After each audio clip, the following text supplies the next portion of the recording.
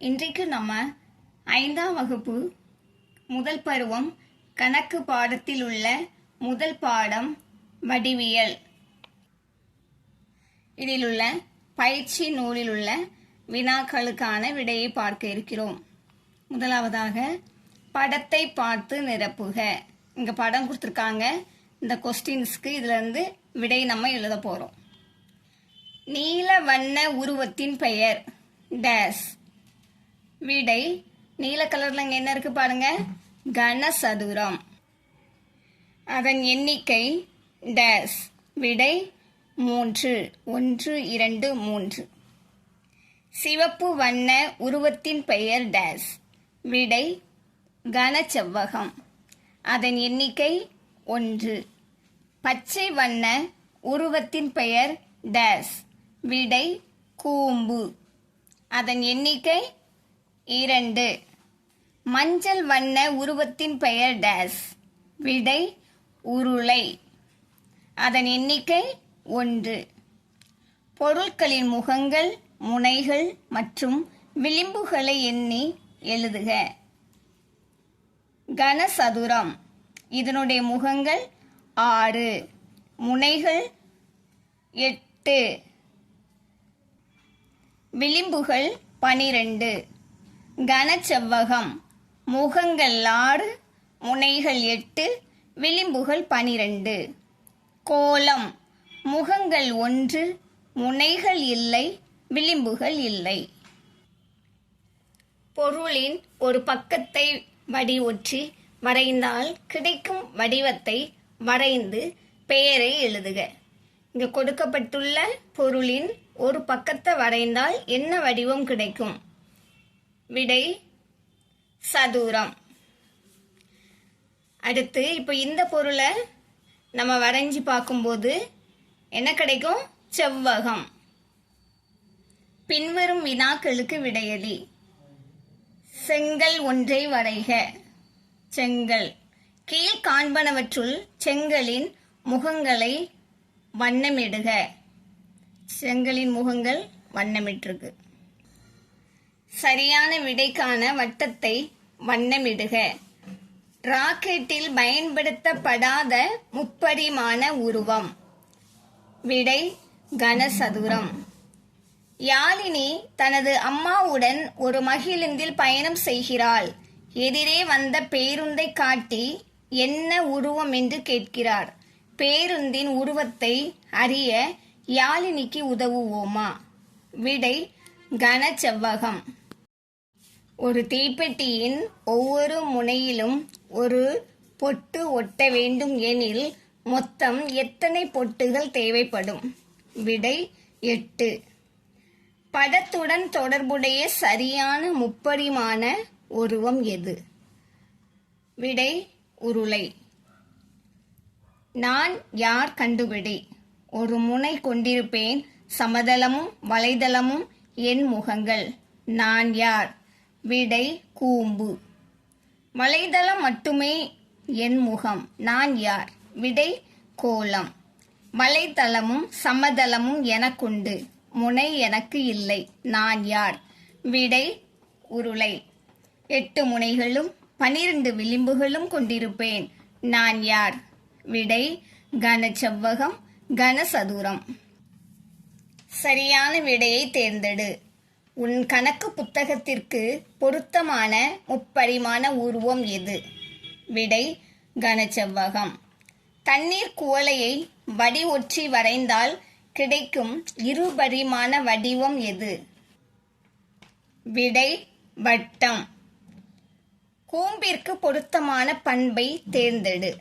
விடை ஒரு முனை. தவறான கூற்று எது?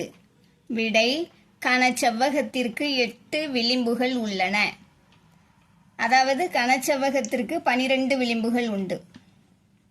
நிழலிடப்பட்ட பக்கத்தின் சரியான வடிவத்திற்கு வண்ணம் தீட்டி அதன் பெயரை எழுதுக. விடை நிழலிடப்பட்டத்திற்கு இதனுடைய வடிவம் சதுரம். இதனுடைய வடிவம் வட்டம். இதனுடைய வடிவம் முக்கோணம். இதனுடைய வடிவம் செவ்வகம். வலை அமைப்புகளை உற்று நோக்கி அதில் உள்ள வடிவங்களை எண்ணி எழுதுக. முப்பரிமாண உருவம் வலையமைப்பு. இது என்ன வடிவம்னா சதுரம். அடுத்து இது என்ன வடிவம் அப்படின்னு பார்த்தீங்கன்னா செவ்வகம். செவ்வகம் 6. அடுத்து உருளை. இதில் ஒரு செவ்வகம் 2 வட்டம். கொடுக்கப்பட்ட வலையமைப்பில் இல்லாத வடிவங்களை கிராஸ் செய்க. உருவம், வலையமைப்பு, வடிவங்கள். இதில் கூம்பு கொடுத்துருக்காங்க, வட்டம் கொடுத்துருக்காங்க. இப்போ இதில் கொடுத்துருக்கிறத இந்த ரெண்டும் இல்லாததை நம்ம கிராஸ் பண்ணியிருக்கிறோம். அடுத்து உருளை. இதில் 2 வட்டம் இருக்குது, ஒரு செவ்வகம் இருக்குது. இல்லாததை நம்ம கிராஸ் பண்ணியிருக்கோம். இந்த ரெண்டும் இருக்குது. அடுத்து செவ்வகம். இதில் சதுரமும் செவ்வகமும் இங்கே இருக்குது, கூம்பும் வட்டமும் இல்லை. அதனால் இந்த ரெண்டையும் நம்ம கிராஸ் பண்ணியிருக்கோம். சரியான விடையை தேர்ந்தெடு. ராக்கெட்டின் மேல் பாகம் செய்ய எந்த வலையமைப்பு உதவும்? விடை ஆப்ஷன் இ, அதாவது ராக்கெட்டின் மேல் பாகம். ராக்கெட் நிறுத்தப்பட்டுள்ள மேடை செய்ய எந்த வலையமைப்பு உதவும்? விடை ஆப்ஷன் இ, அதாவது ராக்கெட்ல இருந்தா இருக்குல்ல இந்த பாகம். ராக்கெட்டின் நடுப்பாகம் செய்ய எந்த வலையமைப்பு உதவும்? விடை ஆப்ஷன் இ. இந்த வலையமைப்பை கொண்டு ராக்கெட்டின் மேல்பாகம் செய்தால் எப்படி காணப்படும்? விடை ஆப்ஷன் ஆ. கொடுக்கப்பட்டுள்ள குறிப்பிற்கேற்ற சுழற்சியை டிக் செய்க. அதாவது இங்க முழு சுழற்சி கொடுத்துருக்காங்க, இங்க என்ன சுழற்சி கேட்டிருக்காங்க அதுக்கு ஏற்றவாறு நம்ம டிக் பண்ண போறோம். கால் சுழற்சி, இது கால் சுழற்சி இங்க டிக் பண்ணியிருக்கோம். அடுத்து அரை சுழற்சி, அரை சுழற்சியில டிக் பண்ணியிருக்கோம். அடுத்து கால் சுழற்சி, கால் சுழற்சியில இங்க டிக் பண்ணியிருக்கோம். அரை சுழற்சி, இங்க அரை சுழற்சியில டிக் பண்ணியிருக்கோம். சுழற்சியை வரைக. வடிவங்கள் கால் சுழற்சி, அரை சுழற்சி, முக்கால் சுழற்சி. இப்போ இதனுடைய கால் சுழற்சி, கால் சுழற்சினா இந்த அம்புகுறி ஒரு ரவுண்ட் வரணும். இது கால் சுழற்சி. அடுத்து இங்கே வந்திருக்கு இது அரை சுழற்சி. அடுத்து இங்கே மேலே வந்திருக்கு இது முக்கால் சுழற்சி. அதே போல் இந்த மீனுடைய கால் சுழற்சி, இதுலேருந்து ஒரு ரவுண்ட் கட் பண்ணுறது தான் இருக்கு. இது கால் சுழற்சி, அடுத்து அரை சுழற்சி, அடுத்து முக்கால் சுழற்சி. அடுத்து என் கால் சுழற்சி, அரை சுழற்சி, முக்கால் சுழற்சி. சரியான சுழற்சியை டிக் செய்க. அரை சுழற்சி, இதுதான் அரை சுழற்சி, இங்க டிக் பண்ணியிருக்கோம். இது 1/3 சுழற்சி. இது எங்க இருக்கு? இந்த இருக்கு, 1/3 இங்க டிக் பண்ணியிருக்கோம். அடுத்து கால் சுழற்சி, இந்த இருக்கு கால் சுழற்சி, இங்க டிக் பண்ணியிருக்கோம். சரியான கண்ணாடி பிம்பத்தை டிக் செய்க. இப்போ இந்த கப்பை நம்ம கண்ணாடியில பார்க்கும்போது அதனுடைய பிம்பம் எது? இந்த கைப்பிடி இந்த இருக்கு. அப்ப இதுதான் சரியான பிம்பம், அதனால இங்க டிக் பண்ணியிருக்கோம். இந்த குடையினுடைய சரியான பிம்பம் இந்த இருக்கு, இங்க டிக் பண்ணியிருக்கிறோம். இந்த பாப்பாவுடைய சரியான பிம்பம் இந்த இருக்கு, இதுல டிக் பண்ணியிருக்கிறோம். சரியான கண்ணாடி பிம்பத்தை டிக் செய்க. இ, இது கண்ணாடியில பார்க்கும்போது எப்படி தெரியும்? இந்த இருக்கு, இதான் கண்ணாடியின் சரியான பிம்பம், அதனால இங்க டிக் பண்ணியிருக்கோம். அடுத்து பி, இதை நம்ம கண்ணாடியில பார்க்கும்போது பி இப்படி தெரியும், அதனால இங்க டிக் பண்ணியிருக்கோம். அடுத்து நம்பர் 2, இதை நம்ம கண்ணாடியில பார்க்கும்போது இதனுடைய சரியான பிம்பம் இது இருக்கு, இதுல தான் நம்ம டிக் பண்ணியிருக்கிறோம். அடுத்து கண்ணாடியில் பிரதிபலிக்கப்பட்ட சொற்களை சரியாக எழுதுக. இப்போ இது கண்ணாடி பிம்பம். இப்போ இதை நம்ம பார்க்கும்போது டைகர் அப்படின்னு கிளியரா தெரியும். அதே போல இது கண்ணாடி பிம்பம், இது நம்பர் சரியாக தெரிகிறது.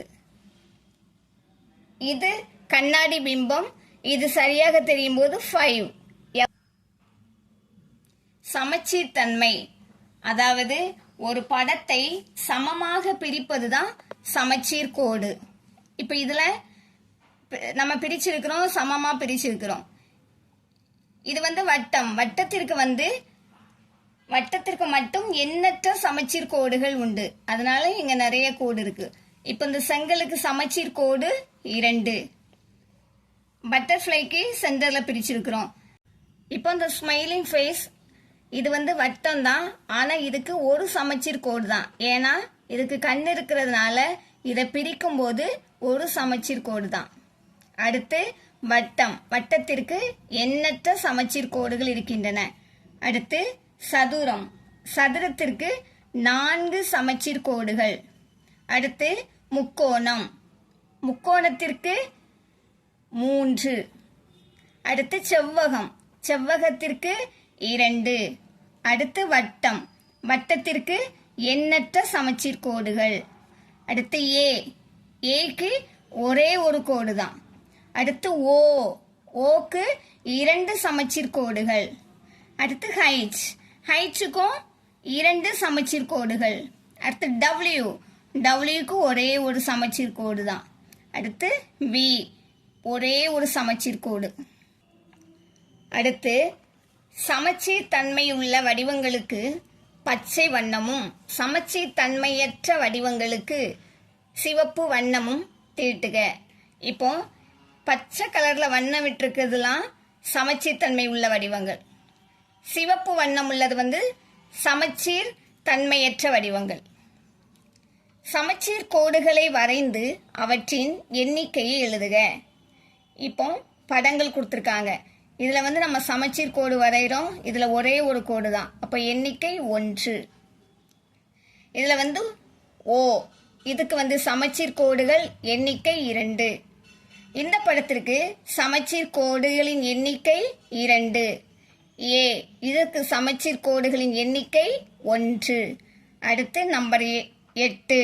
இதுக்கு சமச்சீர் கோடுகள் 1. அடுத்து இதுக்கு சமச்சீர் கோடுகளின் எண்ணிக்கை 1. 2 சமச்சீர் கோடுகள் உள்ள ஆங்கில எழுத்துக்களை எழுதி அவற்றின் சமச்சீர் கோடுகளை வரைக. இப்போ இங்க ஆங்கில எழுத்துக்கள் எழுதியிருக்கு HOIX. இதுக்கு எல்லா எழுத்துக்களுக்குமே 2 சமச்சீர் கோடுகள். உனக்கு பிடித்த ஏதேனும் 2 வடிவங்களையோ எழுத்துக்களையோ எண்களையோ எழுதி சமச்சீர் கோடுகள் வரைந்து அதன் எண்ணிக்கையை எழுதுக. இப்போ இங்கே 2 வடிவங்கள் வரைந்திருக்கு. இதுக்கு சமச்சீர் கோடு நம்ம வரைஞ்சிருக்கிறோம். இதுக்கு இந்த ஸ்மைலிங் ஃபேஸுக்கு ஒரே ஒரு சமச்சீர் கோடு. முக்கோணத்துக்கு 1 2 3 சமச்சீர் கோடுகள் வரைஞ்சிருக்கும். புள்ளி, கோடு, கோட்டுத்துண்டு மற்றும் கதிர். இப்போ இதில் புள்ளி, கோடு, கோட்டுத்துண்டு வரைய போகிறோம். அதாவது 2 பக்கமும் அம்புகுறி இருக்கிறது. இது வந்து கோடு. அடுத்து இது வந்து புள்ளி. ஒரு பக்கம் புள்ளி, ஒரு பக்கம் அம்புகுறி. இது வந்து கதிர். 2 பக்கமும் புள்ளி உள்ளது கோட்டுத்துண்டு. அடுத்து புள்ளி, கோடு, கோட்டுத்துண்டு மற்றும் கதிர் ஆகியவற்றை எண்ணி எழுதுக. இப்போ கீழே கொடுத்துருக்காங்க பாக்ஸ். இதில் நம்ம எழுத போகிறோம். இப்போ புள்ளிகள் எத்தனை இருக்கு? 1 2 3 4 5. புள்ளிகள் 5. அடுத்து கதிர்கள் வந்து ஒரு பக்கம் புள்ளி, ஒரு பக்கம் அம்புகுறி. இப்படி இருக்கதான் கதிர். அது எத்தனை இருக்கு? 1 2 3 நம்ம எழுதியிருக்கோம். அடுத்து கோடுகள் வந்து 2 பக்கமும் அம்புகுறி இருக்கும். இந்த இருக்கு. இதே போல இருக்கிறது 1 2 3. அப்போ 3 கோடுகள். அடுத்து கோட்டுத்துண்டுகள் வந்து எப்படி இருக்கும்? 2 பக்கமும் புள்ளி உள்ளது. 1 2 3 4. இப்போ 4 இந்த பாக்ஸில் எழுதுகிறோம். அடுத்து புள்ளி, கோடு, கோட்டுத்துண்டு மற்றும் கதிர் என கண்டுபிடித்து எழுதுக. இப்போ இங்கே கொடுத்துருக்காங்க, இதில் வந்து நம்ம கண்டுபிடிச்சு இங்கே எழுத போகிறோம். இப்போ பி வந்து எதை குறிக்குது? புள்ளி. அப்போ புள்ளின்னு எழுதுகிறோம். அடுத்து சி, டி, இது வந்து எதை குறிக்குது? சி இந்தா இருக்கு, டி இந்தா இருக்கு, ரெண்டு பக்கமும் புள்ளி இருக்கு. அப்போ இது என்னது? கோட்டு துண்டு. அடுத்து ஜி, ஹைச். ஜி, ஹைச் எங்க இருக்கு? ஜி, ஹைச், ஒரு பக்கம் புள்ளி, ஒரு பக்கம் அம்புகுறி. இது வந்து எது? கதிர். கதிர்னு எழுதுறோம். அப்புறம் இங்கே எஃப் கொடுத்துருக்காங்க. எஃப் மட்டும் இங்கே இது எதையும் குறிக்காது, அதனால இங்கே நம்ம ஹைச் சேர்த்துருக்கோம். ஹைச் எஃப், ஹைச் எஃப், இது வந்து கோடு. அடுத்து பி, ஏ. பி இந்தா இருக்கு, ஏ இந்தா இருக்கு, இது வந்து கதிர்.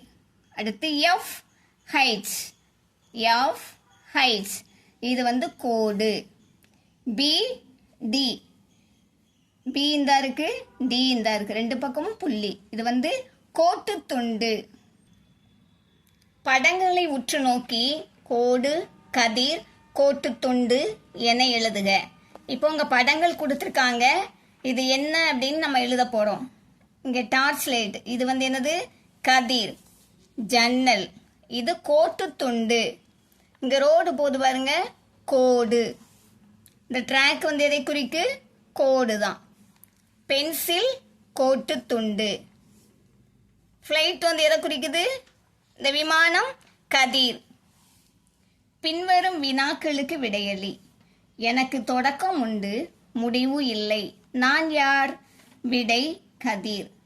கோடு பற்றிய கீழ்காணும் எந்த கூற்று சரியானது? விடை எனக்கு தொடக்கமும் இல்லை, முடிவும் இல்லை. பின் வருவனவற்றுள் கோட்டுத்துண்டு எது? ஆப்ஷன் இ, இதுதான் கோட்டுத்துண்டு.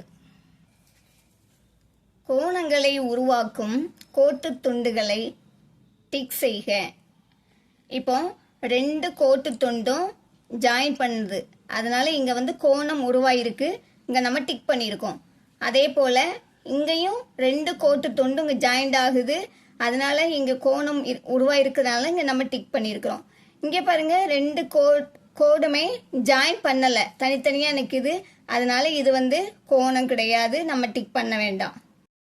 இப்போ இங்க வந்து ரெண்டு கோட்டு துண்டுமே ஜாயிண்ட் ஆயிருக்கு, அதனால இங்க கோணம் உருவாயிருக்கு, நம்ம டிக் பண்ணியிருக்கோம். இந்த ரெண்டு கோட்டு துண்டும் ஜாயின் பண்ணல, தனித்தனியா இருக்குது, அதனால இங்க கோணம் உருவாகல, நம்ம டிக் பண்ண வேண்டாம். ரெண்டு கோட்டு துண்டும் இங்க ஜாயிண்ட் ஆயிருக்கு, அதனால இங்க கோணம் உருவாயிருக்கிறதுனால நம்ம இங்க டிக் பண்ணியிருக்கோம். கோணத்தின் முனை மற்றும் புயங்களை எழுதுக. கோணத்திற்கான படம் இந்த கொடுத்துருக்காங்க, இதுல வந்து கோணத்தின் முனை, கோணத்தின் புயங்கள் நம்ம எழுத போறோம். இப்போ வந்து பாருங்க, இந்த படத்துல கோணத்தின் முனை வந்து இங்க ஒய், அதாவது ரெண்டு கோட்டு துண்டும் ஜாயின் பண்ற இடம் தான் முனை. இந்த இருக்குல்ல, இந்த ஜாயின் பண்ணிருக்குதான் ஒய். கோணத்தின் புயங்கள் இங்க ஜாயின் பண்ணிருக்கிற இடத்துல தான் நம்ம பார்க்க போறோம். ஒய் எக்ஸ் ஒரு முனை, ஒய் இசட் இந்த எழுதியிருக்காங்க. அதே போல அடுத்து நம்ம எழுத போறோம். இதுல வந்து ரெண்டு கோட்டு துண்டும் ஜாயின் பண்ற இடம் இது இந்த இருக்கு, பி. இந்த பி தான் கோணத்தின் முனை. இப்போ கோணத்தின் புயங்கள் நம்ம பில இருந்து பார்க்கிறோம். பி ஏ ஒரு முனை, B C, B A B C, இது வந்து கோணத்தின் புயங்கள். அடுத்து வந்து இதுல வந்து ரெண்டு கோட்டு துண்டு ஜாயின் பண்ணிருக்கிற முனை இந்த இருக்கு, பி. இதுதான் இந்த படத்துடைய கோணத்தின் முனை. அடுத்து கோணத்தின் புயங்கள் பி கியூ பி ஆர் இந்த இருக்கு, பி கியூ பி ஆர், இது வந்து இந்த படத்தினுடைய கோணத்தின் புயங்கள். படத்தை உற்று நோக்கி கோடிட்ட இடத்தை நிரப்புக. இங்க படம் கொடுத்துருக்காங்க, இதுல வந்து புயங்கள், கோணங்கள் நம்ம எழுத போறோம். இப்போ புயங்கள்னா ஓ பி, ஓ சி, இதுதான் இதனுடைய புயங்கள் இங்க கொடுத்துருக்கோம், நம்ம எழுதியிருக்கிறோம் ஓ பி ஓ சி. அடுத்து இதுல கோணங்கள் எதெல்லாம்? பி ஓ சி, இது ஒரு கோணம். அடுத்து COB, இது ஒரு கோணம். இதைத்தான் நம்ம இங்கே எழுதியிருக்கிறோம், BOC COB. அடுத்து இதுல வந்து முனை எங்க இருக்கு? இதுதான் முனை O. அடுத்து இங்க கொடுத்துருக்கிற படத்துல புயங்கள், புயங்கள் எங்க இருக்கு? OQ OR. கோணங்கள் Q தான் கொடுத்துருக்காங்க, QOR. அடுத்து ROQ ROQ. அடுத்து முனை, முனை வந்து O. புள்ளிகளை இணைத்து குறுங்கோணம், செங்கோணம், விரிகோணம், நேர்கோணங்களை வரைக. இப்போ இந்த புள்ளியிலேருந்து நம்ம கோணங்கள் வரைய போகிறோம். செங்கோணம், நேர்கோணம், குறுங்கோணம், விரிகோணம். படத்தின் உள்ளேயும் வெளியேயும் உருவாகும் கோணங்களை குறிப்பிற்கேற்ற வண்ணத்தில் குறிக்கவும். இப்போ உங்க படம் கொடுத்துருக்காங்க, இதுக்கு வண்ணம் கொடுத்துருக்காங்க. குறுங்கோணம் நீல கலர், செங்கோணம் சிவப்பு கலர், விரிகோணம் பச்சை கலர். இந்த வண்ணத்தை வந்து நம்ம இங்கே விட போறோம் இந்த கோணங்களுக்கு ஏற்றவாறு. இப்போ நீல கலர், ப்ளூ கலர் எங்கெல்லாம் கொடுத்துருக்கு பாருங்க, இது எல்லாமே குறுங்கோணம்.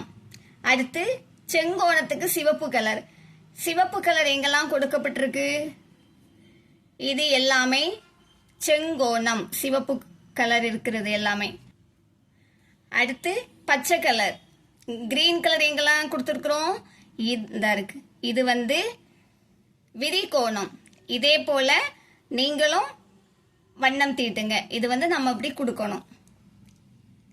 செங்கோணங்களை கொண்ட எழுத்துக்களை வட்டமிடுக.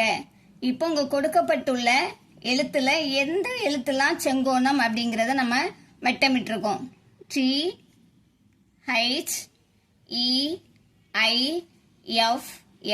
இது எல்லாமே செங்கோணங்களை குறிக்கிறது, அதனால வட்டமிட்டுக்கோங்க. இதுபோல இன்னும் அநேக பயனுள்ள வீடியோக்கள் நம்ம சேனல்ல வெளிவரும். பார்த்து பயன்பெறுங்க. சப்ஸ்கிரைப் பண்ணிக்கோங்க. உங்க ஃப்ரெண்ட்ஸுக்கும் ஷேர் பண்ணுங்க. தேங்க்யூ.